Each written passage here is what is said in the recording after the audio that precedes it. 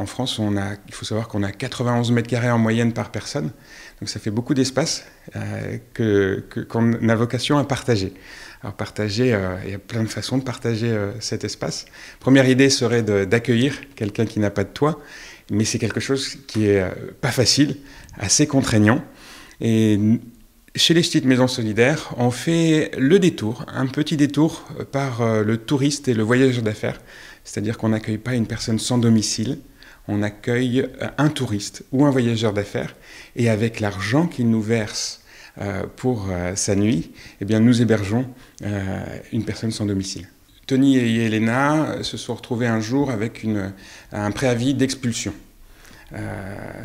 Tony était mon binôme de maraude avec qui je vadrouillais dans l'île pour distribuer des surplus alimentaires.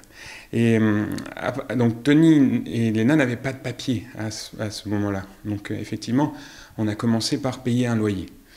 Grâce aux revenus de la Ch'tite Maison Solidaire. Mais dès que Yelena a reçu ses papiers, eh bien on l'a embauchée pour faire le ménage et tenir la maison, ce dont on avait vraiment besoin, puisqu'on accueille des touristes. Donc elle m'a déchargé d'une grande masse de travail, et en même temps, du coup, elle a été à l'origine, enfin c'est elle qui a gagné finalement de quoi payer son loyer. Beaucoup de personnes viennent ici grâce à Airbnb, donc guidées par un rapport localisation-prix, sans avoir épluché l'annonce, où on indique qu'on est effectivement maison solidaire et que tous les revenus sont destinés à combattre le mal-logement.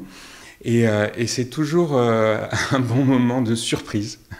On a des personnes qui viennent ici consommer, passer un bon moment avec les moyens. C'est-à-dire que quand on fait un city break comme ça à 10, forcément le logement a un coût. Et en même temps, elles réalisent et elles découvrent que leur consommation a un impact, a du sens. Et que non seulement ils vont passer un bon moment, mais en plus ils vont aider et contribuer à combattre le mal-logement.